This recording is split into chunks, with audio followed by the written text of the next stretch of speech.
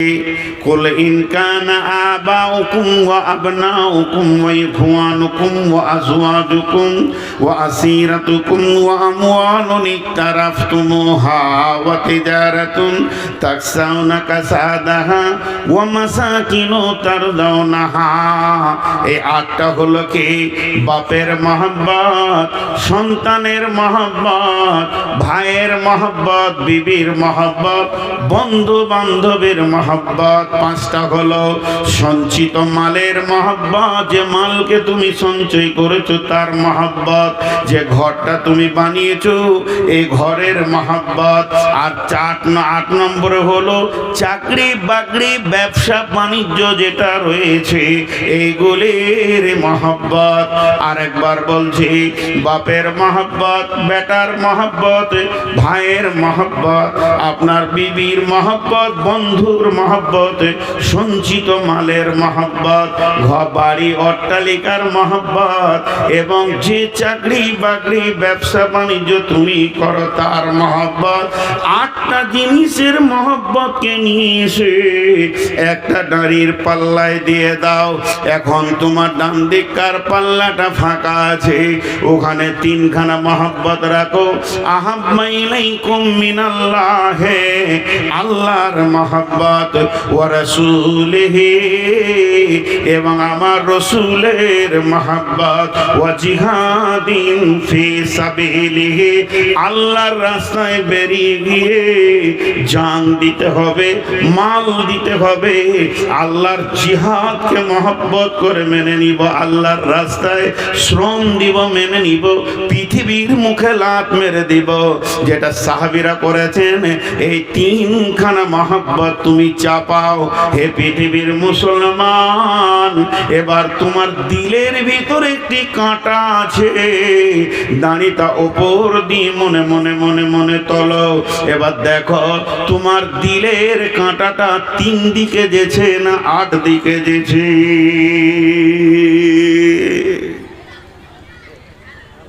বিচার নিজের নিজের করেন। দিলের কাঁটাটা 8 দিকে যেছে না 3 দিকে যেছে? সবাই নিজের বিচার করব সাহাবীদের মতো, এবং হক কথা বলবো, জিভ দিয়ে মিথ্যা কথা বলবো না। আমাদের মহব্বত 8-এ বেশি না 3-এ বেশি? কথা বলে না? যারা 8-এ বলছেন কে কে বলছেন বলেন তো? 8-এ কে কে বলছেন? সবাই 8-এর দিকে আছি, হক কথা বলেছে, সত্য কথা বলেছে। 3-এর দিকে মহব্বতে এক্ষুনি পরীক্ষা করব। আজকে চিন্তামণি গ্রামে 28 থেকে 30টা বিল্ডিং আছে, মসজিদটা এতিমখানা হয়ে আছে। ওদের যদি মহব্বত আল্লাহর ঘরে বেশি হতো তাহলে ওটা এতিমখানা থাকতো না। রসুলের ওপরে মহব্বত থাকলে এটা ইউনিভার্সিটি হতো। মিশন বলে যে একটা স্কুল আজ থেকে 20 বছর আগে ছিল না, 25 বছর আগে, 30 বছর আগে ছিল না। জন্ম নিল কিছুদিন আল আমিন মিশন, পৃথিবীকে মিশন শিখালো, জন্ম নিল। এক একটা মিশন তত্তর করে উপর দিকে উঠছে, আর লাখ লাখ টাকা গোপনে ছেলেটা ভর্তি করলেন, 50,000 60,000 ডোনেশন দিচ্ছে। আর 70 বছরের মাদ্রাসা পি পি পি করছে। আপনি বললে হবে যে আমার এটার উপরে মহব্বত বেশি? রসুলের উপরে মহব্বত। একবার গালের মাফলারটা সরান, দেখি এখানে কটা ইমানদার আছে। সরান গালের মাফলারটা। মিথ্যা কথা, মিথ্যা কথা, মিথ্যা কথা।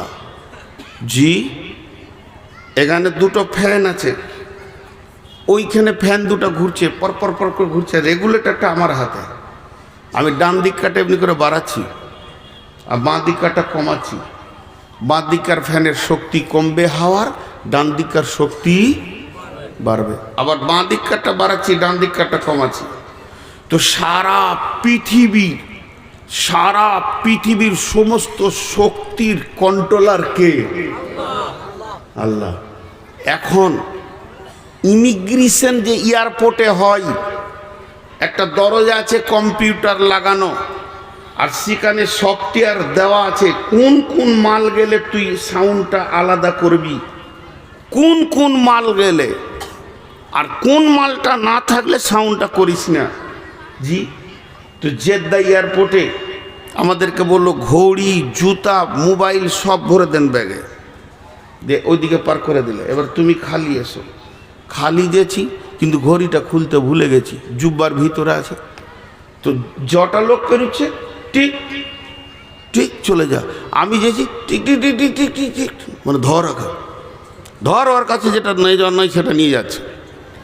তো এখন যদি একটা কোরআনের দরজা করা যায়, যেদিকে ঢুকলে বলে দেবে এটা মুসলমান আর এটা ফাসেক, এটা মুসলমান এটা ফাসেক, কজন মুসলমান হয়ে পেরোতে পারবো ওই দরজায় বলেন? প্রথম নম্বর আমি বলছি আল্লাহর কসম, আমি আগে ধরা খাবো যেটা মুনাফিক মাল, সাইডে কর, এটা পার হবে না। এই মার আমাদের ওপরে যে এসেছে, জুলুম যে আমাদের ওপরে এসেছে, এটা কোনো রাজনৈতিক দলকে এবং কোনো ধর্মীয় দল, হিন্দু, খ্রিস্টান, জৈন, বৌদ্ধকে দোষ দেবেন না। ইস ঘর মে আগ লাগি হ্যায় ঘর হি কি চিরাগ সে। যে শক্তি রসুল দিয়ে গেছিলেন, যে মডেলের মাল তৈরি করে পৃথিবী থেকে চলে গেছিলেন, সেই শক্তি, সেই মাল আর নাই। খালি নামটা মুসলমান, আধার কার্ডে মুসলমান, ভোটার কার্ডে মুসলমান, পাসপোর্টে মুসলমান, ভোটার লিস্টে মুসলমান, কিন্তু মসজিদের খাতাতে মুসলমান উল্লয়। জি, মসজিদের খাতাতে মুসলমান নয়। একজনার তাহাজ্জুদের নামাজ পড়তো রেগুলার, এত তাহাজ্জুদ পড়নেওয়ালা ছিল, সপ্তাহে কোরআন খতম করতেন, এত কোরআন পড়নেওয়ালা ছিলেন, এত জিকির করনেওয়ালা ছিলেন যে মসজিদে 24 ঘন্টার মধ্যে বেশিরভাগ ঘন্টা কাটিয়ে দিতেন। ইমাম সাহেবকেও ভোরে উঠিয়ে দিতেন, ওস্তাদ উঠেন, টাইম হয়ে গেছে, আজান হয়ে গেছে। ইমাম সাহেবও জানতেন যে ওই লোক আমাকে উঠাবে। সেই লোকের একটা দোকান ছিল, এখন 4খানা দোকান হয়ে গেছে ওই একটাকে নিয়ে, আরো 3টে বেড়েছে।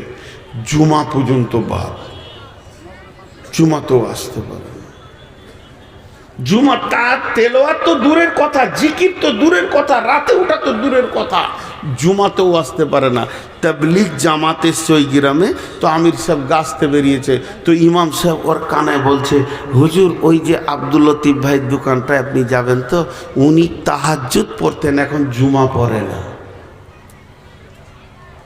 ওর দোকানের সামনে সব জামাতের লোকটি কিনে দাঁড়িয়ে বলছে, আসসালামু আলাইকুম আব্দুল লতিফ ভাই, আপনি কত ভালো মানুষ ছিলেন, আল্লাহর রহমতে আপনি তাহাজ্জুদ পড়েছেন এই গ্রামে এসে শুনছি, এখন জুমাও যেতে পারছেন না।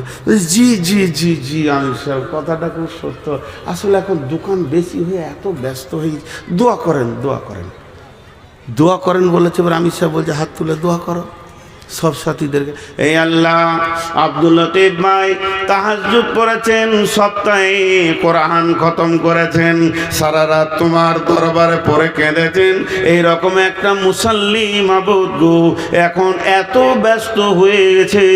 তখন একটা দোকান ছিল, দোকান চালিয়ে তোমাকে ডেকেছে, এখন 4খানা দোকান হয়েছে, আর তোমাকে ডাকতে পারছে না।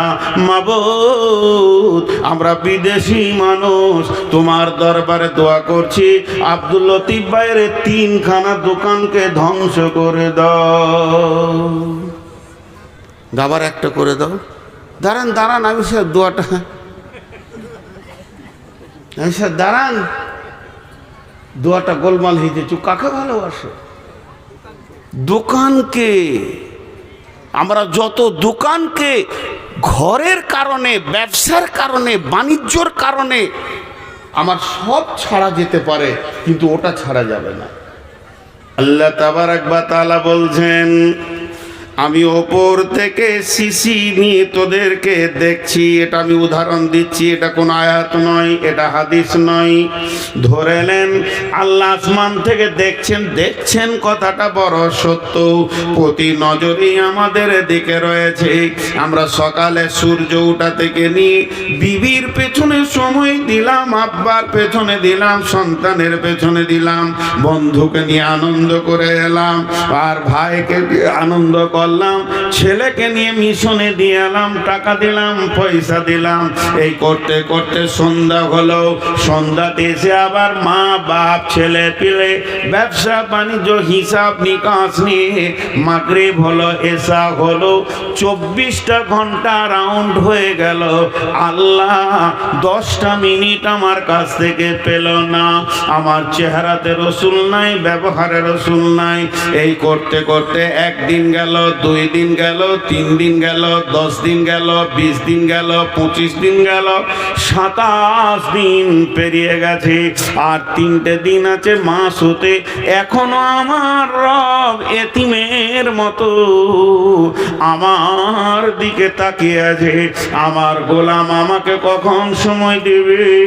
আমার নবীর চেহারাটা কখন আনবে? আমার গোলাম কখন আমার দিনকে বাঁচানোর জন্যে দোকানে তালা মারবে, ব্যবসায় তালা মারবে, বাণিজ্যে তালা মারবে, স্কুলে চাকরিতে ছুটি নেবে, মাঠে যাবে না, 3 দিন আল্লাহর রাস্তায় বেরিয়ে যাবে, মানুষের পায়ে ধরবে, আল্লাহর গোলামির জন্যে না বেনামাজির দরজায় যাবে, মাতালের দরজায় যাবে। গেল না।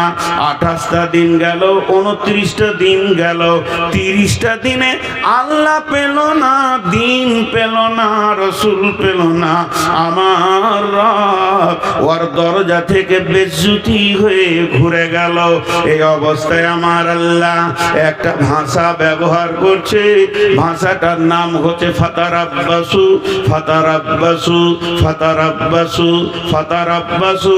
সূরা তোবার মধ্যে রয়েছে। আল্লাহ বলছেন ফাতারাব্বাসু হাত্তা ইয়াতিয়াল্লাহু বিআমরিহি।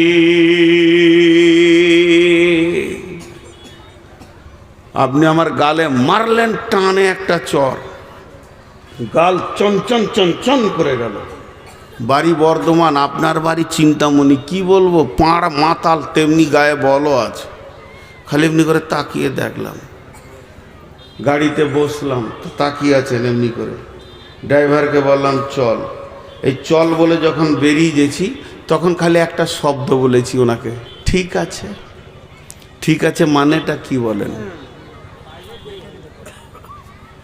ঠিক আছে মানেটা আপনারা বলেন, আমি আপনাদের মুখ থেকে শুনবো।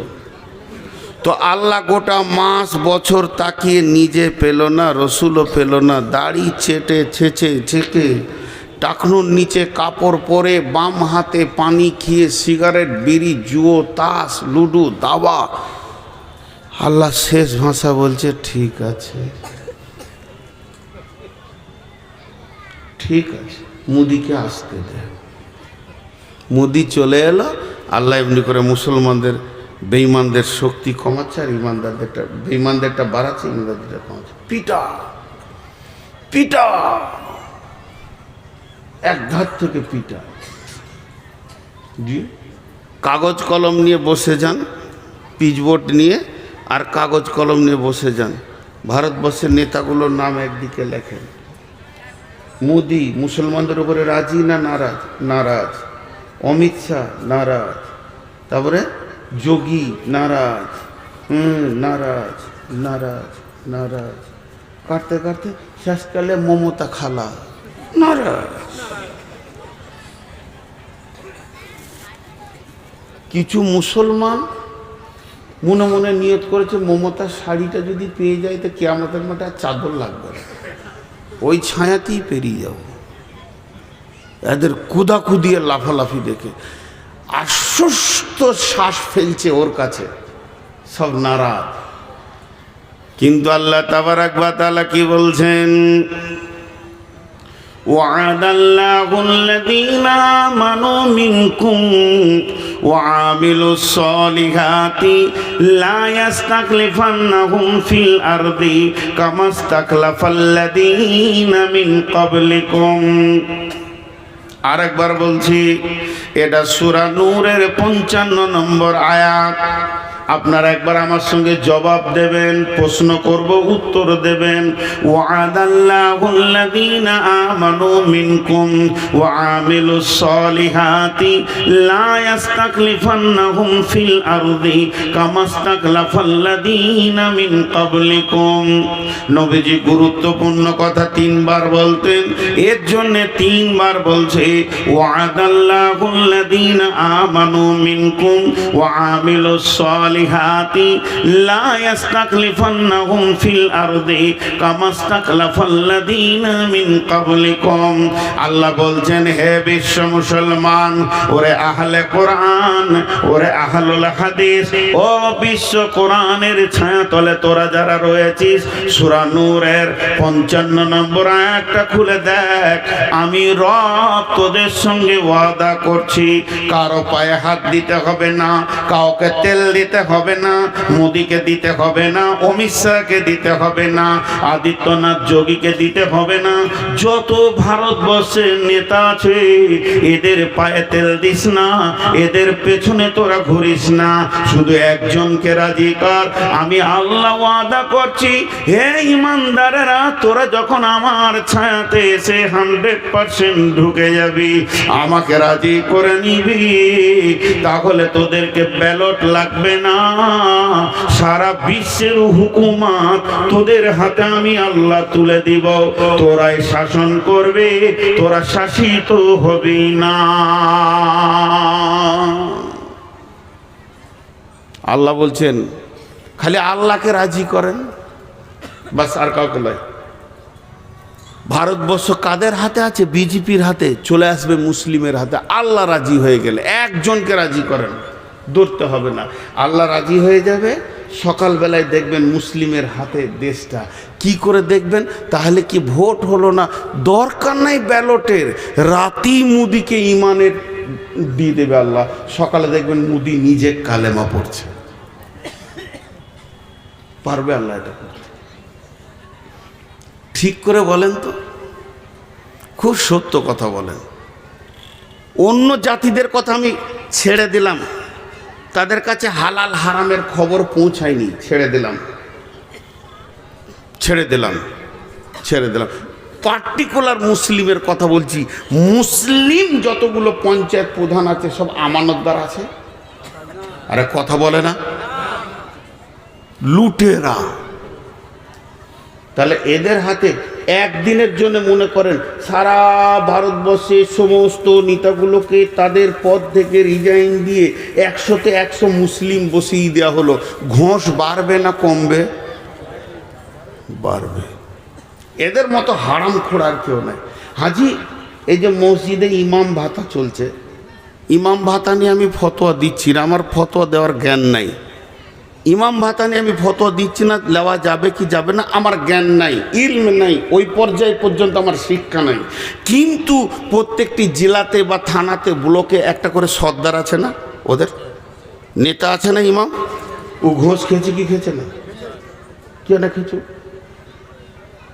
ওর পেছনে যে মসজিদের লোকগুলো নামাজ পড়ছে হবে, অন্য মুফতিকে জিজ্ঞেস করে নেবেন, পাক্কা খোঁজখোর বেঈমান। অন্য একটা ইমাম সাহেব খালি বলছে নামটা চেঞ্জ করে দেন, কি মসজিদটা চেঞ্জ করে 2000 টাকা দেয়, 4000 টাকা দেয়। একটা ইমামের যদি এটা আচরণ হয়, একটা ইমাম আলিম যার কাছে রসুলের হাদিস আছে, তার যদি এটা আচরণ হয়, তা মাতাল পঞ্চায়েত প্রধানের তো হবেই। বলেন, এই জন্য আল্লাহ বলছেন ওয়ামিলুস সলিহাতি, তোরা পরিপূর্ণ ইমানদার হয়ে যা। লা ইস্তাকলিফাল্লাযীনা মিন ক্বাবলিকুম কামা ইস্তাকলিফাল্লাযীনা মিন ক্বাবলিকুম। যেমন তোদের পূর্বপুরুষেরা ইতিহাস খুঁজতে খুঁজতে উমারের যুগে চলে যা, রসুলের যুগে চলে যা, একজন বাহরাইন বিজয় করেছে, একটা সাহাবী বাহরাইন বিজয় করেছে, 1.5 লক্ষর মোকাবেলায় মাত্র 10,000 সাহাবী গোটা রোম সম্রাটকে হিলিয়ে দিয়েছে, কাঁপিয়ে দিয়েছে। যেদিকেই তারা গেছে জয় জয়াকার, জয় জয়াকার, জয় জয়াকার। যেদিকেই তারা হেঁটেছে জয় জয়াকার। আজকে কেন হচ্ছে না? তোদের ঈমানে ফিউজ লেগেছে।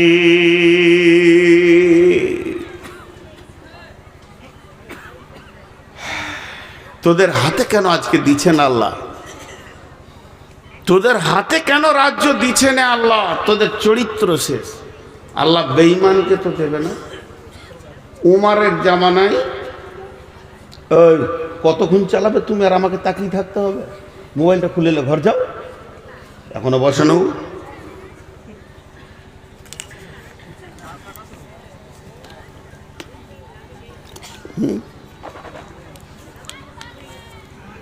কতক্ষণ? আর 15 মিনিট।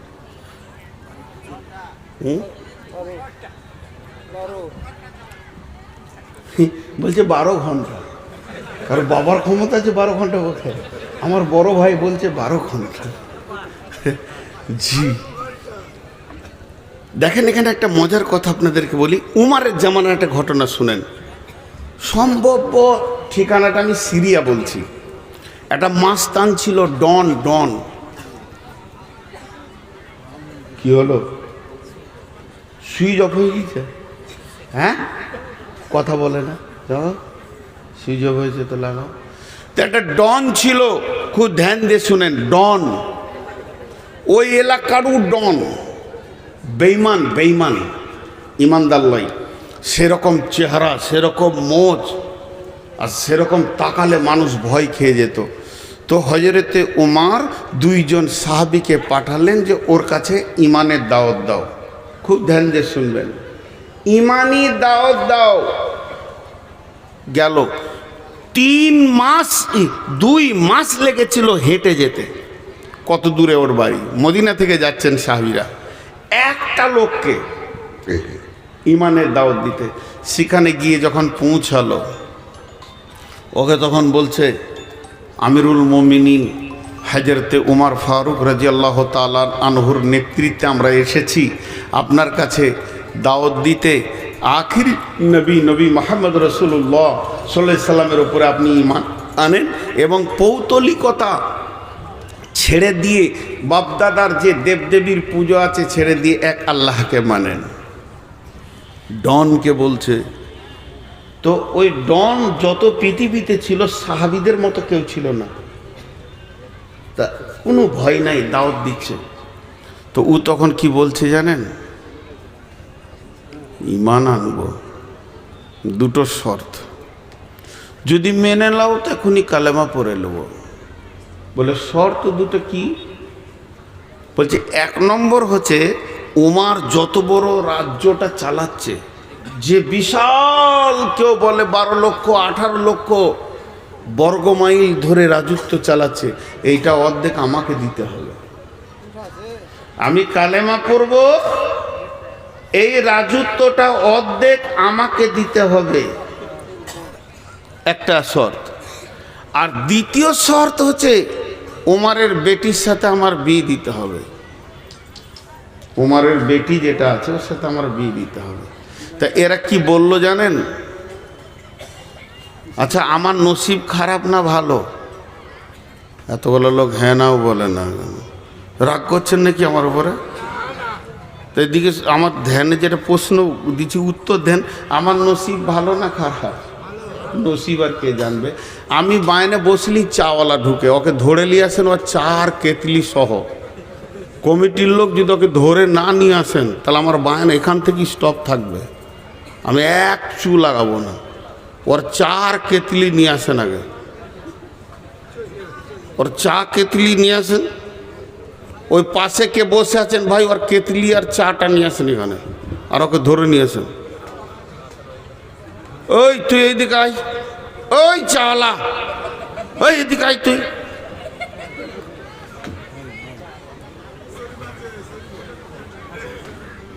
ওকে চিনে রাখতো, বাইনের শেষে ওকে আমি দেখা করবো।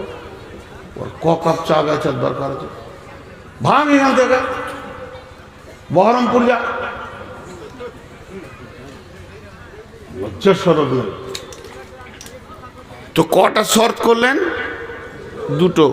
একটা অর্ধেক রাজত্ব দিতে হবে, আর একটা হলো ওর বেটির সঙ্গে বিয়ে দিতে হবে।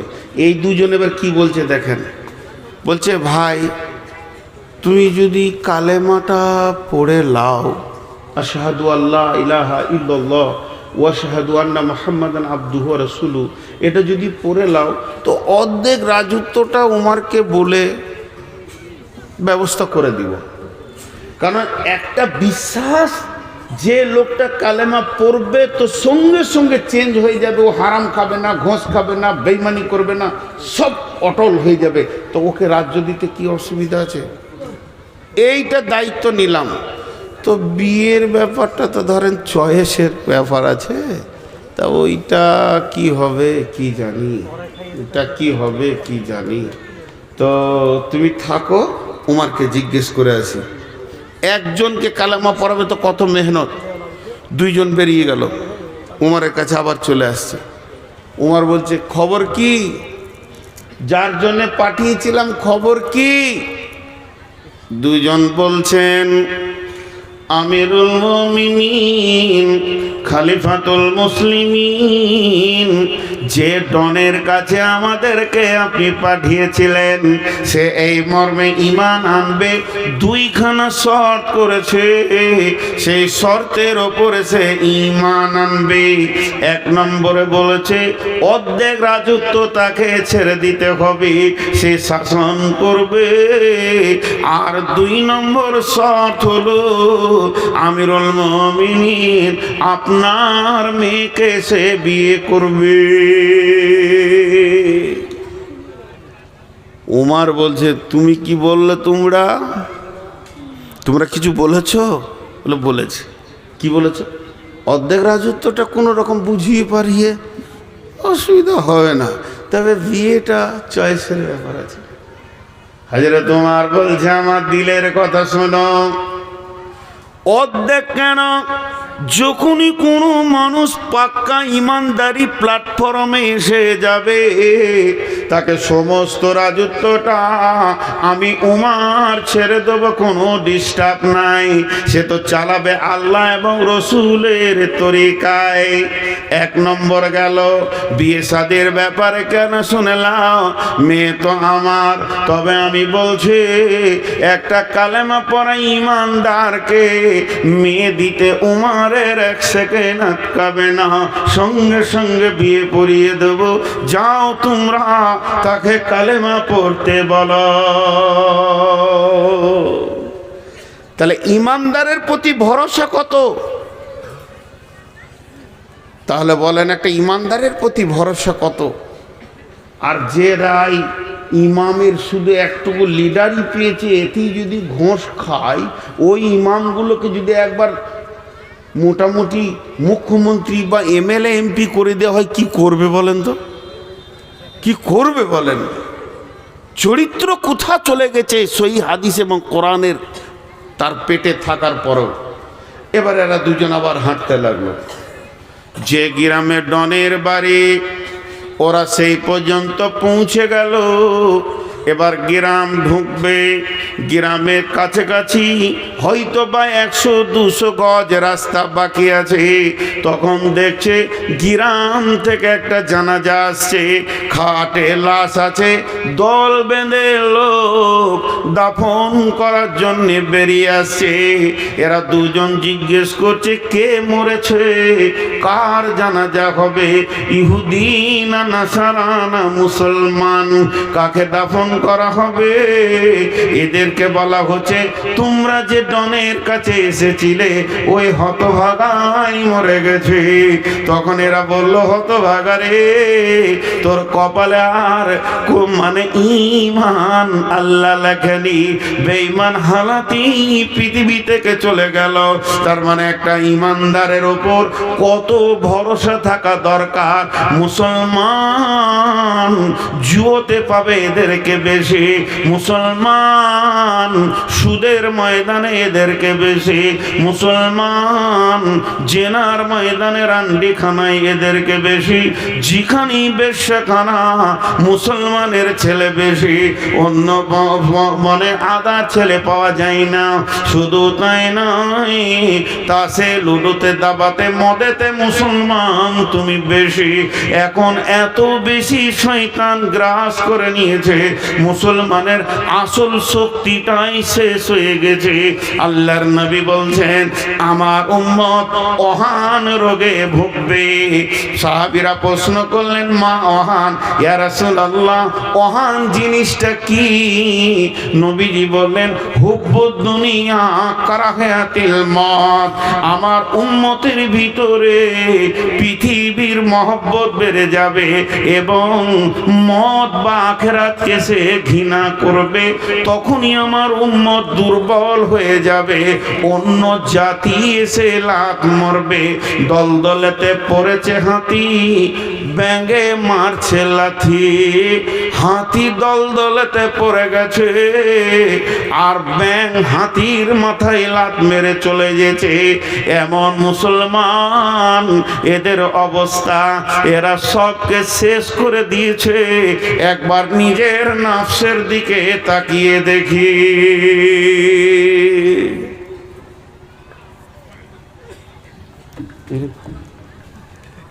কি ঘটবে শেষকালে স্টেজে, আমি তাই চিন্তা করছি। একজনা পড়ে গেছে, একজনা কি খবর আনছে বারবার জিবরাইলের মতন। হ্যাঁ হ্যাঁ, তাই তো মনে হচ্ছে।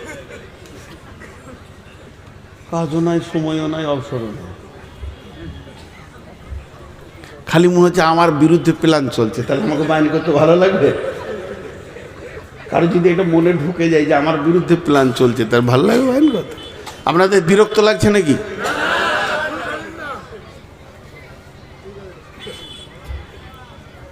ওই লোকগুলো দাঁড়িয়ে দাঁড়িয়ে শুনছে, আমাকে কষ্ট লাগছে। কেন কষ্ট? মহব্বতের জন্য বলছি। পায়ের নিচে বসার কিছু নাই। তো এ হয়ে গেছে আমাদের আজকের সব থেকে বড় ক্ষতি। ইসলামকে কি বলেছেন রাসূলুল্লাহ সাল্লাল্লাহু আলাইহি ওয়াসাল্লাম? প্রাসাদ। সহিহ বুখারীর হাদিস। ইসলাম হলো একটা প্রাসাদ। সেই প্রাসাদে যতগুলো ইট লেগেছে, প্রথম ইটটাকে হযরত আদম আলাইহিস সালাম আর শেষ ইটকে নবী মুহাম্মদ রাসূলুল্লাহ সাল্লাল্লাহু আলাইহি ওয়াসাল্লাম। তার মানে কম বেশি 1.5 লাখ ইট লেগেছে। ওই প্রাসাদটা তৈরি করতে কত ইট লেগেছে? কম বেশি, অ্যাকুরেটি বলছি না, কম বেশি 1.5 লক্ষ। প্রাসাদ মানে কি? প্রাসাদ মানে সুন্দর সাজানো ঘর। বুঝতে পেরেছেন? সুন্দর সাজানো ঘর। এবার ওই সাজানো ঘরে আগুন লেগেছে। জানলাতে আগুন, দরজায় আগুন, খাটে আগুন, বিছানায় আগুন, আলমারিতে আগুন, শোকেসে আগুন। আগুনটা লাগিয়েছে কে? ভারত জ্বলছে, কাশ্মীর জ্বলছে, মায়ানমার জ্বলছে, রোহিঙ্গা জ্বলছে, বাংলাদেশ জ্বলছে, পাকিস্তান জ্বলছে। ভারতের মুসলমানের থেকে বাংলাদেশের মুসলমান বেশি জ্বলছে। ওরা হলো মুনাফিক, বেশি জ্বলছে। আমরা অনেক ভালো আছি আলহামদুলিল্লাহ। জাসুস আর তাজাসুসি আর বেইমানি, যে যত তাহাজ্জুদ পড়ে সে তত বেইমানি করে বাংলাদেশে। সপ্তাহে রোজা বাদ দেয় না, আর বেইমানিতে প্রথম সারি তরা আছে। তো সারা বিশ্ব যেন আগুনে দাও দাও দাও দাও দাও দাও দাও দাও করে জ্বলছে। সারা বিশ্ব। শুধু মুসলমান নামে প্রাসাদ আগুন লেগেছে, অন্যটা লাগেনি। তো এই আগুনটা লাগিয়েছে কে? একজন বড় আল্লাহর ওলি বলছেন, ইস ঘর মে আগ লাগি হ্যায় ঘর হি কি চিরাগ সে। ঘরের প্রদীপই ঘর জ্বলছে, দোষ কাকে দেবেন? ঘরের প্রদীপে যদি ঘর জ্বলে, লাঠি নিয়ে কাকে খুঁজবেন? কথা বলে না। এদিকে বলছে চালান এখনো, আর আমি যেটা জিজ্ঞেস করছি তার উত্তর দিচ্ছে না। আমি একটা কথা আপনাদেরকে বলি না, বচনে বচনে বিটি হারাইল কেঁথা, ভেরলের যুদ্ধতে গেল শিয়ালের মাথা, মা বিটিতে ঝগড়া করে বটি পড়ল নাকে, তিনজনের মধ্যে দোষ দিব কাকে? বিচার করেন তো। এটা অনেকবার বলেছি, এটা বহুদিন পর আবার বললাম। এক বুড়ি বিটির বাড়ি যাচ্ছে, 1 লাখ টাকা নিয়ে ছেঁড়া কাঁথায় গটিয়ে নিয়েছে, যে খালি ওর চোপা চলছে, খালি মুখ বন্ধ নেই। আমার যা হবে হোক গা, ক্যাঁথা যেন না হারায়, আমার যেটা হবে হোক গা, ক্যাঁথা যেন না হারায়। টোটোতে উঠছে বসছে, নৌকায় চাপতে গিয়েছে, যেই ক্যাঁথাটা নিয়ে এমনি একজন যুবক ফামু করে পকেট মার ক্যাঁথা নিয়ে মারল। দোষ কার? নিজের দোষ, চোপা না চালাতিস না যেত। জি, ভেরলের যুদ্ধতে গেল শিয়ালের মাথা, দুটো বড় বড় ষাঁড় ভেড়া ফটাস ফটাস করে মারছে, আর একটা শিয়াল খালি মুখ দিয়ে লাল পড়ছে, যেটা পড়বে ওইটা আমার, যেটা পড়বে ওইটা আমার। অনেকক্ষণ ধরে ওদের ঝগড়া চলছে। মনে মনে করছে ওরা নাটক করছে নাকি রে, এখনো পড়ে না কেন? কিন্তু ভেড়ার মাথা খুব শক্ত, তো পড়ে না কেন রে? তো একবার মাঝে ঢুকে টেস্ট করতে গিয়েছে, দুদিক থেকে মেরেছে, তো ওই লাশ। এই যে লাশটা পড়লো, দোষ কার? ওর নিজের দোষ। তার মানে এমএলএ নমিনেশন ফাইল চলছে, দাঁড়িয়েছে কে? ঘোষ, গুয়ো, গুপ্ত, যেগুলো অজাত শিডিউল ক্লাস, তারা দাঁড়িয়েছে। একদিকে দাঁড়িয়েছে ব্যানার্জি, একদিকে দাঁড়িয়েছে চ্যাটার্জি, একদিকে দাঁড়িয়েছে মমতা ব্যানার্জি, আরেকদিকে দাঁড়িয়েছে কে? ওই বুদ্ধদেব ভট্টাচার্য। মধ্যখান থেকে মরছে এই ভেড়া কটা, এই চালাক মুসলমান কটাই। ভেরলের যুদ্ধ চলছে ভারতবর্ষে, লাশ হচ্ছে কারা? মুসলিমরা। ওকে খালি বলেছে 3 কেজি পঞ্চায়েতে গম দেবো তোকে, অতি রং মেখে জিনো ও জিনো ও তৃণমূল কংগ্রেস জিনো ও লড়াই লড়াই লড়াই চাই, লড়াই করে বাঁচতে চাই। তুই তো মরবি বেসকালে। ভোট পাবে ওরা, হয় জিতবে ব্যানার্জি, না হয় জিতবে চ্যাটার্জি, না হয় জিতবে দাস, না হয় জিতবে গুপ্ত, আর মরবি তুই সুপ্ত। কুকুরে টানাটানি করবে তোর লাশ নিয়ে। আর যখন ওই লাশটাকে নিয়ে কলকাতা নিয়ে যেছে, মর্গে নিয়ে যেছে, যে বড় বড় পার্টির নেতারা আসছে, তোমার ফ্যামিলির লোক মনে করছে যেন জান্নাতুল ফেরদাউস গেল। এত বড় বড় নেতা যখন আমার ঘরে এসেছে, তা লাশটা মনে হয় জান্নাতুল ফেরদাউস গেল। ওইদিকে জাহান্নামের ফেরেশতা খালি মোচ পাকাইছে, আয় শালা দেখছি তোকে কোন জায়গায় দিতে হয়, সাইজ করে দেবো।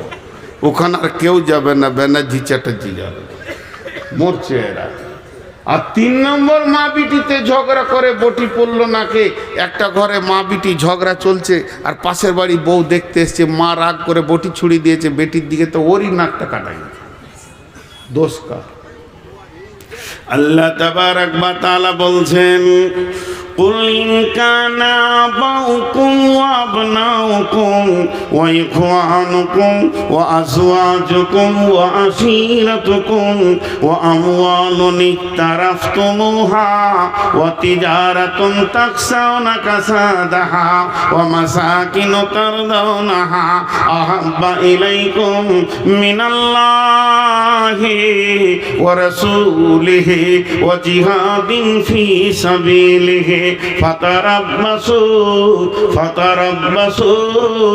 فتربصوا حتى يأتي الله بأمره। অপেক্ষা কর, আল্লাহ রেগে গেছেন। আল্লাহ যেদিন তোদেরকে কেড়ে নেবে, আপনি ইমামের চোখে মুসলমান, মুয়াজ্জিনের চোখে মুসলমান, হাজির চোখে মুসলমান, গাজীর চোখে মুসলমান, কিন্তু আমার রবের চোখে আপনি ফাসিক। আল্লাহ বলছেন, ওয়াল্লাহু লা ইয়াহদিল কওমাল ফাসিকিন। আল্লাহ ফাসিক বেঈমানদেরকে কোনোদিন হেদায়েতের পথ দেবেন না। এটা ছোট্ট সত্য কথা জিজ্ঞেস করব, যদি সত্য সত্য আপনি উত্তর দিতে পারেন তাহলে আলহামদুলিল্লাহ পড়ব। একটা হিন্দু ছেলে আপনার এলাকায় চলাফেরা মুসলমানদের মতো, গোসল করে, পেচ্ছাপ করে, পানি নেয়, মূর্তি ফুর্তি মানে না, ওগুলোর প্রতি ওর ধ্যান ধারণা নাই। ও পুজোকে গুরুত্ব দেয় না, ওইদিকে যায় না।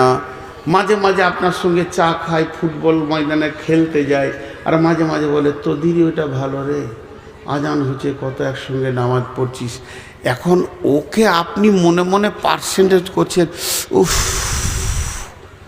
80% চলে এসছে এইদিকে, আর একটু হলেই মুসলিম হয়ে যাবে। এই আকাঙ্ক্ষাটা আপনার হবে কি হবে না? 4 জন বলেছেন, সবারই কাছে একবার শুনতে চাইছি, যদি কোনো হিন্দু ছেলে আমাদের ধর্মকে ভালোবাসে, আমাদের চালচলনকে ভালোবাসে, তো আপনার দিল কৌতূহল হবে কি হবে না যে মুসলমান হয়ে যাক? হবে। সত্য কথা বলেছেন, আলহামদুলিল্লাহ।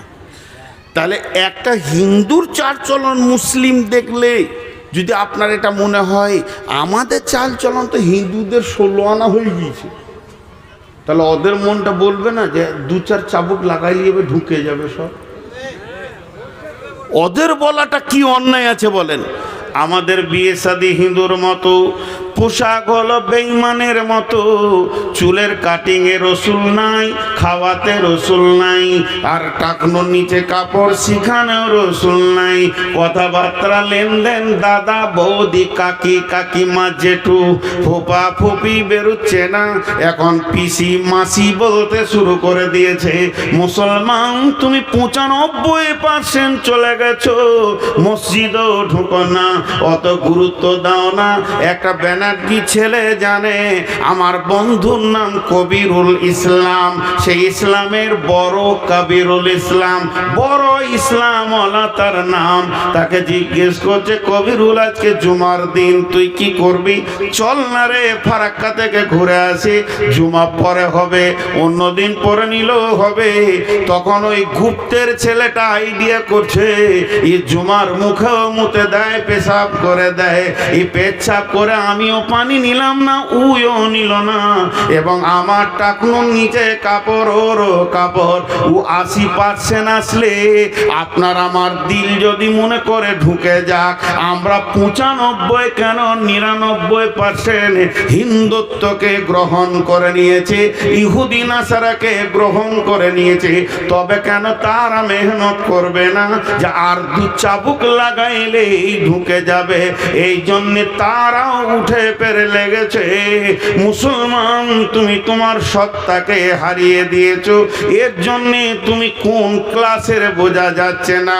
একটা ট্রেনের বগি এই রোডের ওপরে পড়ে আছে, ট্রেনের কামড়াটা বগিটা ট্রেনের, চাকাগুলো টায়ার ট্রাকের না ট্রাক্টরের, আবার হেলিকপ্টারের পাখা, প্লেনের ডানা, বলেন গাড়িটার নাম কি? এ গাড়িটার কোনো নাম কেউ খুঁজে পাবে না। বগিটা ট্রেনের মতো, চাকাগুলো ট্রাক্টরের, হেলিকপ্টারের পাখা, প্লেনের ডানা লাগানো থাকলে ও গাড়িটার নামই খুঁজে পাওয়া যাবে না। তো মুসলমানের নামগুলি মুসলমান, চালচলন হিন্দুর মতো, কথাবার্তা বৌদ্ধর মতো, এবং এদের বিয়ে শাদী ইহুদির মতো, মাথার চুল ইহুদির মতো। এই জাতটার নাম কি কেউ খুঁজে পাবে না। সবাই চাইবে চাবুক লাগা আমাদের দিকে ঢুকিয়ে নি।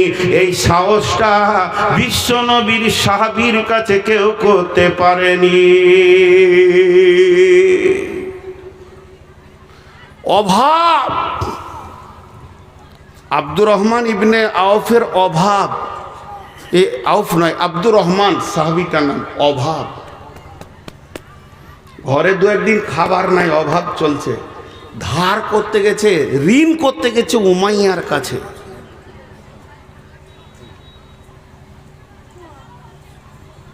ঋণ কার কাছে করতে গেছে? উমাইয়ার কাছে। আর উমাইয়া পাকা বেঈমান, সুদের ব্যবসায়ী। দেখেন, অথচ ওর আত্মীয়, ই কালেমা পড়েছে, ও পড়েনি। উমাইয়াকে বলছে, উমাইয়া রে কিছু ঋণ টিন দিবি, কদিন কষ্টতে আছি রে। বলে, তোকে কি করে ঋণ দেবো, তুই যে সুদ দিবি না রে। তো উত্তর দিচ্ছে, খেতে না পেলেও তোকে সুদ দেবো না, মরে যাব তাও ভালো, সুদ দেবো না, কালেমা পড়েছি। কি বলছিস তুই বল? এর নাম ইমান, এর নাম ইমান। আর কালকে যদি এজেন্ট ঢুকে যাই চিন্তামণি, ফতেপুরে, এইখানে ছাইতনিতে যত এলাকার লোককে চিনি বা আমার গ্রামে, খালি ওকে ডেকে চায়ের দোকানে বলছে এত টাকা জমা করলে এই মাসে এই মাসে এই হয়ে যাবে, এই 3 মাসের মধ্যে 4 কোটি টাকার মালিক বলেছে, ও কাউকে শুধবে না, লাগেন আমার একটা নাম দিন, কি লাগবে, ছবি লাগবে, আধার কার্ড, এই আধার কার্ডে দিয়ে ঢুকে পড়লো। সাহাবীদেরকে পারেনি, পেটের অভাবও পারেনি। আজকে আমরা শেষ হয়ে গেছি, ফুটবল দেখেছেন? ফুটবল, আর লোকগুলো ফুটবল দেখে নাই গো, জালসা করতে গেলে এগুলো একটা করে নিয়ে যেতে হবে আর কি। ফুটবল তো বিরাট বড় গ্রাউন্ডে 11টা যুবক নেমেছে, পশ্চিম দিকে 11টা যুবক ফুটবলকে মারতে মারতে পূর্ব দিকে নিয়ে আসছে, আর পূর্ব দিকে 11টা যুবক পশ্চিম দিকে নিয়ে যাচ্ছে, কেউ ওকে গছে না, পটাস ওই দিকে যাচ্ছে তো ওরা পটাস। আমার মতো একটা মাথা মোটা হুঁশ বুদ্ধি কম দাঁড়িয়ে দাঁড়িয়ে দেখছে, কোন দলের রে, বলটা কোন দলের, ওদের গেঞ্জি হলো সাদা, এদের গেঞ্জি লাল, তো কোন দলের ও কেউ যে লাই না রে। 2টো প্লেয়ারের পায়ে এরম করে লেগেছে, আর বলটা এসে আমার পায়ের কাছে পড়েছে, তো অনেকক্ষণ থেকে লাত খেয়েছে, তো আমার কোল যেতে লাগছে আর কি। তো উনি করে কুড়িলে বললাম, ভাই তুই এত লাত খেয়েছিস রে, তুই কোন দলের, আর তোকে লাত খাইছে কেন বলতো? 2টো প্রশ্ন করলাম, তুই কোন দলের, তোকে লাত খাইছে কেন? ফুটবল উত্তরে বলছে, আমি কোনো দলের লয়। তো গরু চুরি করেছিলি না, তা লাত খাইছে কেন? বলছে আমার ভিতর ফাঁকা, ওই লেগে লাত খেয়েছি। কই ইটকে মারুক তো দেখি, একটা পাথরকে মারুক তো দেখি, কত শালা হিরো আছে ওরা, আমি ফাঁকা। তো বর্তমান রাজনৈতিক ময়দানে মুসলিমরা হলো ফুটবল, কথা ঠিক না ভুল বলে? কেন? সিপিএম মেরেছে এককালে লাত, আপনারা খেয়াল করেছেন কিনা? যে লোকগুলো সিপিএমে মাস্তানি করে হারাম খেয়ে হিরো হয়েছিল, ও রাই বা তৃণমূলে হিরো, খালি কালার চেঞ্জ করেছে, সারা জীবন ওদেরকে এই করতে হবে, দিয়ে লাত খেয়েছে, এই লাত খেয়েছে, ওই লাত খেয়েছে। তা আসলে কি, ওর ভিতরটাই ফাঁকা, ভিতরে হৃদয়ে আল্লাহ থাকবে, রসুল থাকবে, সাহাবীরা ছিল পাথরের মতো অটল, হিলাইতে পারেনি, কিন্তু এরা লাত খেয়েছে, ওই জন্য শেষ হয়ে গেছে। আল্লাহ তাবারাক ওয়া তাআলা বলছেন, এতক্ষণ তো সমস্যার কথা হলো, সমাধানের মাত্র 2টি আয়াত আপনাদের সামনে তুলে ধরছি।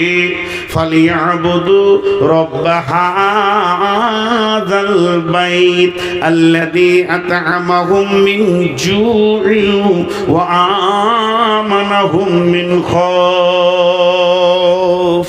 এখন কি হলো? চালাবো তো, ওই যতই ধরবো ওইখানেই শেষ। কত কালেকশন দিয়েছি, কে কালেকশন করবে? মাথা খারাপ, আমি বকতে এসেছি। সবাই কালেকশন করলে হবে? লোকগুলো গরিব হয়ে যাবে না, পকেটে যে কটা আছে সব বেরিয়ে যাবে খামখায়, কেউ দিয়েন না টাকাছি খামখায়। ছোট 2টি সমাধানের আয়াত আপনাদের সামনে তুলে ধরেছি, এই আয়াত 2টি শুনে বাড়ি চলে যাবেন না। আমার পরে বক্তা আছে, যে না কে আছে আমার পরে? আব্দুল জব্বার সাহেব, মাশাআল্লাহ ভালো বক্তা। বিসমিল্লাহির রহমানির রহিম। ফালইয়াবুদু রব্ব হাযাল বাইত। আপনারা চালাক দেখেছেন? সবাই তাকান আমার দিকে, চালাক দেখেছেন? তাড়াতাড়ি বলেন। না দেখেন না, ওই যে উঠে পালাচ্ছে বলে চালাক। তাকান তাকান, তাড়াতাড়ি দেখবেন। তো দেখেন, রসুল বলেছিলেন জান্নাতি দেখেছো, তা আমি তো রসুল লই, ওটা বলতে পারবো না, কিন্তু চালাক বলবো। কিন্তু চালাক আসলে লাই, চালাকের 3 জায়গায় পায়খানা, তো ওদের 3 জায়গায় পায়খানা লাগবে। এই যে আদায়ের কথা একটু সাউন্ড ওদের কানে পড়েছে, চকেটে পর কাটলে কি হবে বাপ? হয় মাদ্রাসায় দিছিলে, নাই হসপিটালে দেবে, আল্লাহ নিবে। ঘর যেতে যেতে এত জোরে কাশবে, আম গাছে মাথা ঠুকে যাবে, এখানে 4টা সেলাই হবে, হসপিটালে 3 মাস পড়ে থাকবে, সব পিঁড়ে রস বের করে নিবে আল্লাহ। দেখেছেন? আর আমার সঙ্গে কথা বলে না। আখ পিড়া আখের রস বার করা মেশিন দেখেছেন? কটা চাকা থাকে? 3টে থাকে। 3টে থাকে। যেগুলো রাস্তাঘাটে বের করে বড়গুলো 3টে থাকে। কয়টা? 3টে এক মাপের? 3 মাপের। কেন বলেন দেখিন? কুসরও ছোট বড় আছে। কুসর হচ্ছে কয় মাসের ফসল?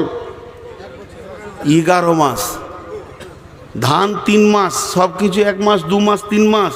তো কুসরকে 11 মাস চাষি ভালোবাসছে, ওকে বাঁধছে, যত্ন করছে। আর পাশে ধান কেটে নিলে, গম কেটে নিলে, আলু তুলে নিলে, পেঁয়াজ ওষুধ উঠে গেল। কুসর মনে মনে ভাবছে যে আমি চাষির বড় জানাই, ওকে পানি দিচ্ছে, খোল দিচ্ছে যে আরো মোটা হয়। যত মোটা হচ্ছে কুসর ভাবছে যে আমার শরীর স্বাস্থ্য ভালোই আছে, চাষি মনে হয় খুশি। কিন্তু চাষি খুশি অন্য কারণে, রস বার করবে ও সারা বছরের জামাইগিরি বের করে দেবে। একবার মেশিনে ভরবে তো 1 ফুটা ওই দিকে নিয়ে যেতে দিবে না। বার কর রস, তারপরে যা, জমিতে তুই ছিলি। তো আল্লাহর জমিনে কুসর পিরা মেশিন 3টে আছে, কোর্ট, হসপিটাল আর মাদ্রাসা। মাদ্রাসায় না, কোর্ট, হসপিটাল আর থানা। মাদ্রাসায় যদি দিবি ওটা জমা, আর না দিবি পিড়ে বের করে নিব। তুই এইখান থেকে উঠে পালাবি, ঢালাইয়ের রাস্তায় উবুর হয়ে পড়বি, নাকে 4খানা সেলাই করে হাসপাতালে বার করবো 22,000 টাকা। তো যান, উঠে যান, এবার যান। কে যাবেন? যান। ওই চালাক 3টে গেল, খবর নেবেন কালকে হাসপাতাল আছে ওরা। যান। হ্যাঁ, মুসাকাল্লা কাবু করেছে। দিবি তা দে, আর না হয় মেশিনে বার কর। একজনা নিয়ে যেতে পারেনি টাকা, আর নিয়ে যেতে পারবে না। চ্যালেঞ্জ। আল্লাহ মেশিন 3টে রেখে দিয়েছে টাকা বের করার। তো আমি যে কথা আপনাদের সামনে বলছিলাম, আল্লাহ কি বলছেন? যে তোদেরকে বেশি দৌড়তে হবে না, তৃণমূল, কংগ্রেস আর সিপিএম এগুলো ওগুলোর কাছে দৌড়িস না। এই কদিন আগে রাহুল এসেছিল না, আর আমি সেদিনে এমন জামে পড়ে গেছি, আর আমাকে নিয়ে যাচ্ছে নুরুল হুদা। রাহুলকে দেখে এত খুশি কিছু যুবক, মনে হচ্ছে স্বয়ং জিবরাইলকে দেখছে। হ্যাঁ, আর ওর বাপ হয় ওইটা, লাফিয়ে কুদে শেষ হয়ে গেল। আরে হারামখোর, তুই অতটা খুশি আল্লাহ কিনে হস না।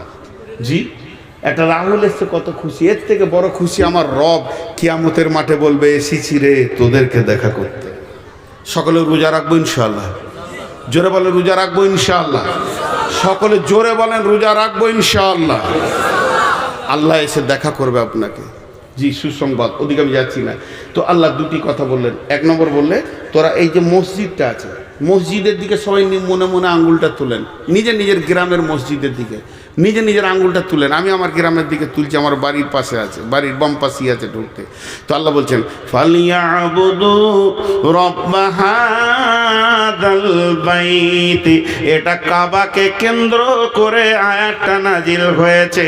তবে তাফসীর করতে গিয়ে বলা যাবে, এই মসজিদ ঘরটা, এই ঘরের যে মালিক, ওই মালিকের পায়ে তুই উবুর হয়ে পড়ে যা, মালিককে জড়িয়ে ধর, আর চোখের পানিতে মালিককে বল, মালিক রে,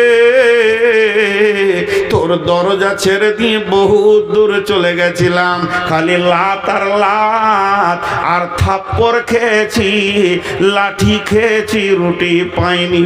মাবুদ রে, তোর গোলাম তোর কাছে ফিরে এসেছে, তুই ক্ষমা করে দে, আর আমাদের নিরাপত্তার দায়িত্ব তুই নে।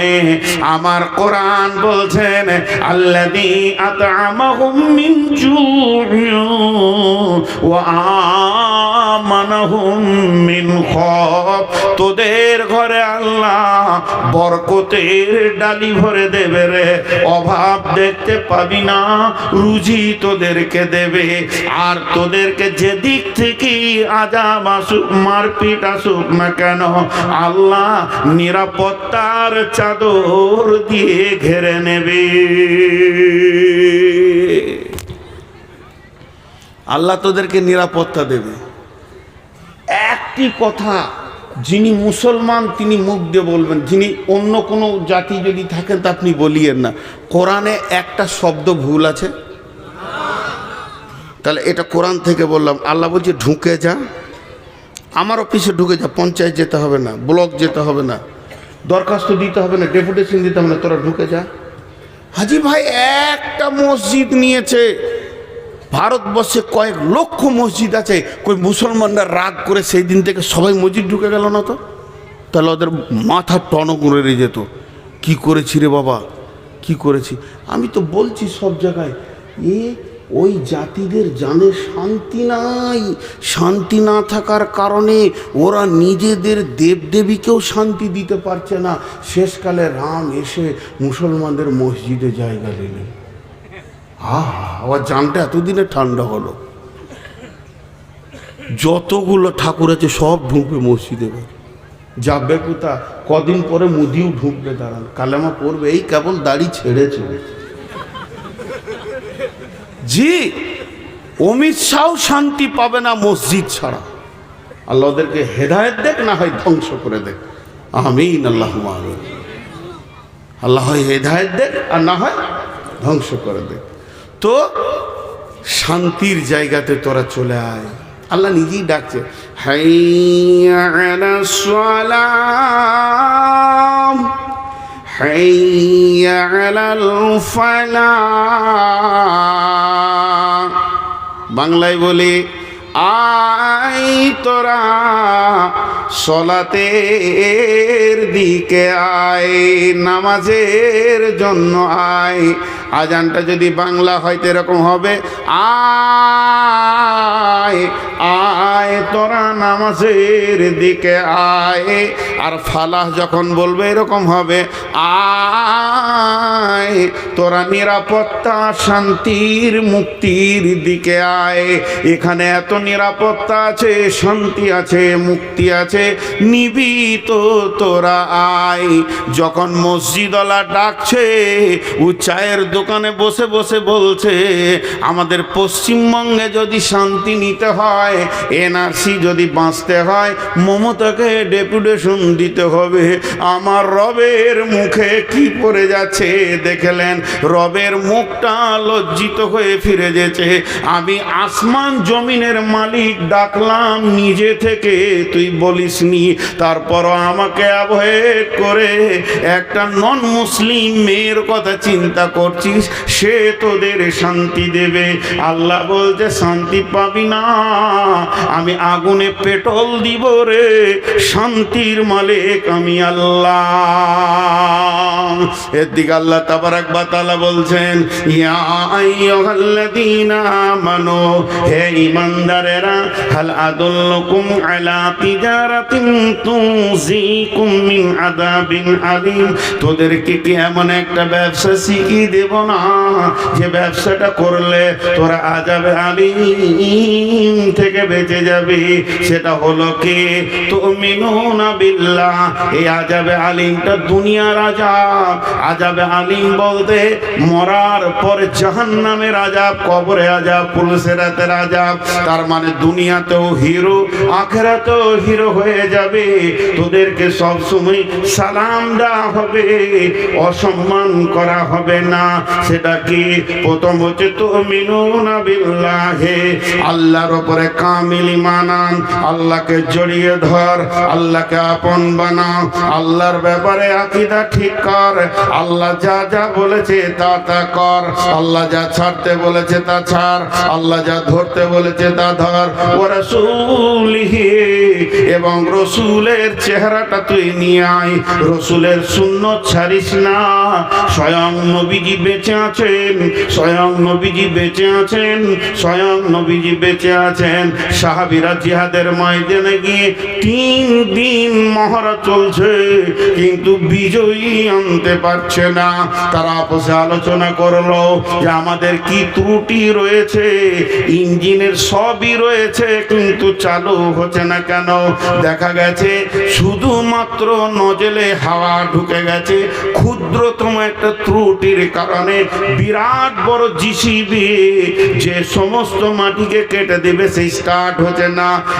এক তিল মানে নজলে হাওয়া ঢুকে গেছে, সেই এত বড় কাজ করছে। সাহাবীরা আপসে মাসওয়ারায় বসে গেলেন যে আমাদের কি ত্রুটির কারণে আমাদের মতো জিসিবি আটকে যেছে বেঈমানদের কাছে। তারা দেখলো 3 দিন আমাদের মেসওয়াক করা হয়নি, দাঁতন করা হয়নি, এটা ফরজ নয়, এটা ওয়াজিব নয়, এটা সুন্নতে রাসূল। একটা সুন্নত না থাকার কারণে আমরা এত দুর্বল হয়ে গেছি, বেঈমান মূর্তি পূজকের কাছে আমরা আগাতে পারছি না। অতএব তারা বলল আগামী সকালেই উঠে প্রথমে ডাল ভেঙে দাঁতন করো। সমস্ত সাহাবীরা একসঙ্গে রসুলের সুন্নতকে জীবিত করার জন্যে যে গাছের ডাল ভেঙে দাঁতন করতে শুরু করেছে, এদের দাঁতন কড়া দেখে বেঈমানেরা ময়দান ছেড়ে পালিয়ে গেছে। আজকে এত রেগে গেছে রে, কাউকে বাঁচিয়ে রাখবে না। তাহলে একটা সুন্নতির যদি এত মজবুত ক্ষমতা হয়, বুলেটের মতো ক্ষমতা হয়, ও নবী মুহাম্মদের উম্মত তুমি দাড়িকে চেঁচে ফেলে দিয়েছো, জিহাদের ময়দানে নেমে তোমার কোনো লাভ হবে না। প্রিপারেশন নিতে গেলে যেমন যেমন কাজ তেমনি তেমনি কাজ সাথে নিতে হয়। জিহাদের প্রথম শব্দ হচ্ছে তুমিনুনা বিল্লাহ, আল্লাহকে সঙ্গে লাগবে, ওয়া রাসূলিহি, পূর্ণাঙ্গ রসুলের সুন্নতকে জড়িয়ে ধরতে হবে, ওয়া জিহাদিন ফি সাবিলিহি, এরপরে তুমি জিহাদের দিকে পা বাড়াবে। তুমি যদি একা হও রোম সম্রাটকে গ্রহণ করবে, তুমি যদি দুজন হও ভারতবর্ষ তুমি দখল করবে, পাশে মায়ানমার, বাংলাদেশ, চীন, জাপান, আপনার কিনা ভুটান, নেপাল কেউ বাদ যাবে না, সব তোমার মুষ্টির ভিতরে চলে আসবে। এত পার বাড়বে যদি সুন্নতকে আল্লাহকে সাথে রাখতে পারো। এরপরে তুমি যেদিকে পা বাড়াবে ওই দিক মহাসমুদ্র তোলপার করছিল, সেও পর্যন্ত হাই রোডে পরিণত হয়ে যাবে।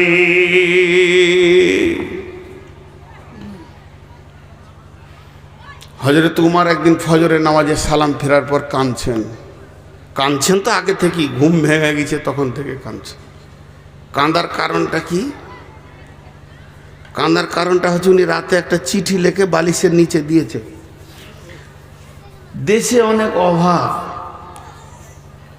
মাল কম আছে, তো বাইরে বিদেশের কোনো সম্রাটকে, প্রধানমন্ত্রীকে চিঠিটা লিখেছে আপনি কিছু মাল পাঠান, যে মাল দিয়ে আমি দেশটা কিছুদিন চালাবো, আবার মাল হয়ে গেলে দিয়ে দিব। চিঠিটা বালিশের নিচে আছে, আর কিছু নেই। রাত্রিতে স্বপ্ন দেখছে রাসূলুল্লাহ সাল্লাল্লাহু আলাইহি ওয়াসাল্লামের সাথে কথা হচ্ছে। আল্লাহ নবী বলছেন ওমর তোমাকে আমি চালাক মনে করতাম, বাস, আর কিছু বলেনি। মানে কথার ভঙ্গিতে রাসূলুল্লাহ সাল্লাল্লাহু আলাইহি ওয়াসাল্লাম নারাজ, কথার ভঙ্গিতে রাসূলুল্লাহ সাল্লাল্লাহু আলাইহি ওয়াসাল্লাম নারাজ। তো হযরত উমর ডুকরে ডুকরে কাঁদছেন, আমার উপরে নবীজি নারাজ হয়ে গেছে। সাহাবীদেরকে বলছে তোমরা আমাকে সাহায্য করো, আমি কি ভুল করেছি যে রসুল নারাজ হয়ে গেছে। সাহাবীরা বলছে রাসূলুল্লাহ, ইয়া আমিরুল মুমিনিন, আপনি প্রতিদিনের মতো আমল করেছেন, কিছু বাদ গেছে? না। কিছু বেশি করেছেন? না, যা যা আমল করি তাই করেছি। কাঁদছে, বলছে একটা কাজ করেছি। কি? বলে বিদেশে চিঠি লিখেছি, দেশে অভাব চলছে তো বালিশের নিচে রাখা আছে, আজকে সকালে পাঠাবো কাউকে দিয়ে, এটা ভেবে রেখেছি। সাহাবীরা বলেন আমিরুল মুমিনিন, খলিফাতুল মুসলিমিন, আপনি কত বড় ভুল করেছেন। দেশে অভাব চলছে, বিদেশকে চিঠি লিখেছেন, অথচ কাছে আল্লাহ আছে, দরখাস্ত দিলেন না। এটাই নবীজি মেনে নিতে পারেননি, তাই আপনাকে ছোট করে কথা বলেছে। উমর রে, তোমাকে চালাক মনে করতাম, এটা কি আপনি খাপা পাগলার বোকার মতো কাজ করেননি? হযরত উমর চোখের পানিতে চিঠিটা ছিঁড়ে ফেলে দিলেন, ফেলে দিয়ে বললে চলো আমরা ইস্তেসকার নামাজ পড়ব, আল্লাহ পানি দেবেন এবং আমাদের ফলে ফসলে ভরে যাবে। হযরত উমর ইস্তেসকার ইমামতি করলেন, মুষলধারা বৃষ্টি হলো, মদিনা ফলে ফসলে ভরে গেল। কাকে ডাকতে হয় এটা আমরা জানি না, আমাদের ত্রুটি শেষ নেই। জি ভাই, আমরা সব সময় যেন একটা ভুলের ময়দানে দৌড়ে বেড়াচ্ছি, ভুলের ময়দানে দৌড়ে বেড়াচ্ছি। সবটাই শেষ করে ফেলেছি আমরা। তো শেষ বক্তব্যে দুটি জিনিস বলি। এই যে আমার দাড়িটা আছে, এই দাড়িটাকে আমি কোন একটা ভুল করেছি, সভাপতি ভাই বন্ধু মানুষের মতো কোন একটা ত্রুটি হয়ে গেছে, এখানকার যুবক ধরে দাড়িটাকে চেঁচে ফেলে দিয়ে ওটাকে রাস্তায় ফেলে জুতা করে লগড়ের চেন টেনের উপরে পেচ্ছাপ করে দিল। সহ্য করতে পারবেন আপনারা? বলেন পারবেন? তাই যদি না পারেন, যারা দাড়ি চেঁচেছেন বলেন ওই দাড়িটা কোথা আছে? আপনি রসুলের সুন্নতটাকে যে কাটা করালেন নাপিতকে, সে কেটে এমনি করে এক জায়গায় রাখলো, দিয়ে ওই ঢপের ঘুমটির পেছনে ফেলেছে, গোটা বাজারওয়ালা সেখানে পেশাব করে। আল্লাহর মার কি সাদে আসছে? এবার বলেন, রসুলের জানি দুশ্মন হচ্ছে ইহুদি, ইহুদির মতো দুশ্মন অন্য কেউ নয়। সেই ইহুদিদেরকে আমরা ভালোবেসেছি কেন? একবার মাথার চুল চারিদিকে ছোট, মাঝের মাঝে বড়, এটা ইহুদিদের কাছ থেকে এসেছে। আজ মুসলমান ইহুদিকে গ্রহণ করেছে। এরা পাস করবে না এরা লাত খাবে? বিধায় আজকের টোটাল বক্তব্যটা ছিল আত্মসমালোচনা। আমি আমার লিকটা মারি, আমি আমার টিউবের লিকটা মারি, নিশ্চয়ই আমার চাকা আগা দিয়ে গড়বে। আমি কাউকে দোষ দিইনি, হিন্দুকে দোষ দিইনি, খ্রিস্টানকে দোষ দিইনি, বৌদ্ধকে দোষ দিইনি, আরও কাউকে দোষ দিইনি। রাজনৈতিক দল সিপিএম, কংগ্রেস, তৃণমূল বলেন, আর বিজেপি, বজরং আর শিবসেনা বলেন, আমি কাউকে দোষ দিচ্ছি না। আমি দোষ দিচ্ছি আমি যে বুলেট মাল, সেখানটা আমার শেষ হয়ে গেছে, আমি নিজেকে নিজেই শেষ করে দিয়েছি।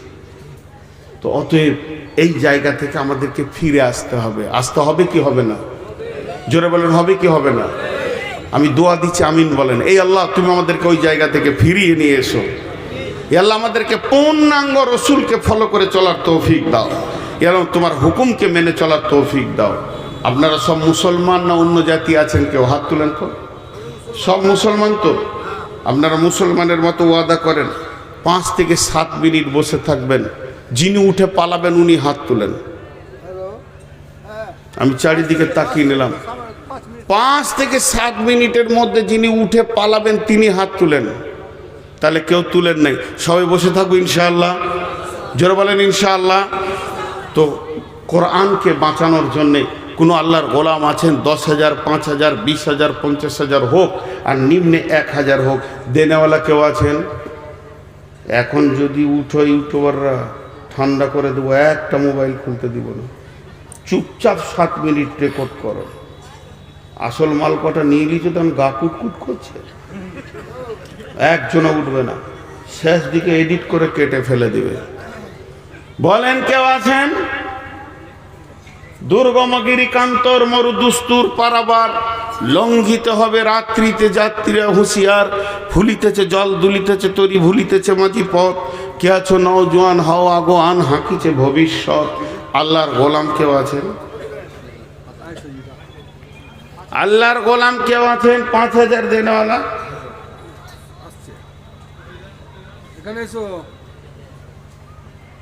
একজনা ওখানে টাকা দিবেন না, বকিছি আমি, আমাকে দিবেন। যে এলো চষে সে রইলে বসে লাড়া কাটাকে ভাত দিতে সেতেছে, ওইখানে দিয়ে বলছে 5,000। তা আমি কেন বকলাম? লোড আদায় করো। মাশাল্লাহ, কত? 5,000 টাকা। মাশাল্লাহ, আল্লাহ কবুল করুন এবং জানমালে বরকত দান করেন, এবং ইমানি জজবাতে পৃথিবীতে বাঁচিয়ে রাখুন। ইমানি হালাতে আমাদের সকলকে মহৎ দান করুন। জি ভাই, আর কেউ আছেন? 5,000, 10,000 দেনেওয়ালা মা বোনেরা কানের দুটা খুলে দিয়ে পাঠান, তবে কোনো ছেলে মানুষ মেয়ে ছেলে দেবেন না। মুরব্বী খালামা যিনারা আছেন তেনারা দেন। ছেলে মানুষ ঝোঁকে দিয়ে দেবে, ফ্যামিলিতে সমস্যা সৃষ্টি হবে, দিতে হবে না। কিন্তু খালামা যারা আছেন, যিনি মুরব্বী, বাড়ির সমস্ত পাওয়ারকে নিজের হাতে রাখেন, ওই রকম খালামা দুটা কানের খুলে দিয়ে আল্লাহর কালাম পাকের সম্মানটা আপনি বাড়িয়ে দেন। কোন মা আছেন একবার নাকেরটা দিয়ে পাঠান। আল্লাহর রাস্তে। জি এখানে কেউ আছেন আল্লাহর গোলাম? 1000 বলেন, 2000, এই দেখো চলে এসছে। নাকের আছে, কোথা বাড়ি? পুরাতন সিংহে। তো পুরাতন গায়ে থাকছেন কেন? নতুন নতুন গাঁ চলে যান, সব জিনিস আপডেট হচ্ছে আর আপনি এখনো পুরোনো গায়ে আছেন। এটা নাকের এসছে, দোয়া করবো ইনশাআল্লাহ। জি আর কে আছেন? এটা রাখেন। আমি কানা, বেনামি, ফতেপুর, খবর আর এগুচ্ছে না। কে? মা দিয়ে পাঠিয়েছে। দোয়া করবেন, আব্বা নাই, মারা গেছে। আচ্ছা আচ্ছা ঠিক আছে ঠিক আছে। আচ্ছা আচ্ছা মৌলানা সাহেবের জন্য ওনার স্ত্রী দিয়েছেন, এনার মা দিয়েছেন আব্বার জন্যে। বেনামি ফতেপুর, শ্বশুর শাশুড়ি, বাবা মা স্বামী নামে মৃত একটা সোনার চেন। কই চেনটা? কই চেনটা? ওখানে থাকবে কেন? কেন ওখানে থাকবো চেন? আমি 2 ঘন্টা বললাম ওর ওখানে বসে বসে চেন রাখবো মানে? একদম এগুলো মানা যাবে না, দিতেই হবে এখানে। দেখেন, আরে মুসলিম ছেলে মুসলিম মেয়েরা যা দান করতে পারে, পৃথিবীকে চ্যালেঞ্জ দিব, খালি ইউটিউবে দেখাও, এটাকে রাখবে। এই দেখেন সোনার চেন। জি আমাদের বর্ধমান জেলায় আমার গ্রামের পাশে উক্তা পিচকুড়ি উক্তা মসজিদের ছাদ ঢালাই চলছে। আমি খালি বলে দিলাম, মসজিদের ছাদ ঢালাই চলছে, পুরুষেরা সবাই এসে কুলির কাজ করেন, লেবারের কাজ করেন, আর মেয়েরা পর্দা থেকে দেন। তো মেয়েরা পর্দা থেকে কিছু না হলো 5 থেকে 7 ভরি সোনা দিয়েছে। জি দেখেন, কিছু না হলো 1 ভরির থেকে আরো বেশি 15 গ্রাম হয়ে যাবে দিয়েছে। পারে, মুসলিমরা পারে। জি কত আছে ভাই? অত তাড়াতাড়ি পালাইছেন কেন? এদিকে আসেন, এদিকে আসেন। আমি তো আপনাকে মারি নাই ভাই, বলছি আমার মতো ভাই পাবেন? একটা ভক্ত মানুষ কেটে পড়ছে। কত দিলেন? 1000 টাকা। আর নাই না, এটা তো লিবো, এটা তো দিইনি আপনাকে, আর ফেরত দিব না। ওই চালাক মাল আমি আছি, যা ঢুকে তার বের হয় না। কিন্তু আপনি আর দিতে পারবেন না। বেশ তাই হলো, তো 10 টাকা দিলেও হতো, 100 টাকা। জি আর কেউ আছেন? 1000 টাকার মধ্যে 500 দিয়েছে, 500 কাল। আচ্ছা 1000 টাকার মধ্যে 500 দিয়েছে, 500 কাল দেবে। আর কেউ আছেন আল্লাহর গোলাম? মা বোনের একটু পাঠান। দেখেন আমার কিন্তু টাইম কট করে এগোচ্ছে, বক্তা নিয়েছে। আপনি ভাবিয়েন না যে লম্বা টাইম চালাবো আউয়াল আখিরের মতন। আমি 5-7 মিনিট যা করব। জি কেউ আছেন আল্লাহর গোলাম? আরে 1000 টাকা যতজন দেনেওয়ালা আছেন চলে আসেন, আর এত জোর আসবেন যেন দাঁ দিকে বাঁ দিকে যে থাকবে 2-4 লাত গায়ে লেগে যাক, ওর গুনাহ মাফ হবে, নেকি হবে।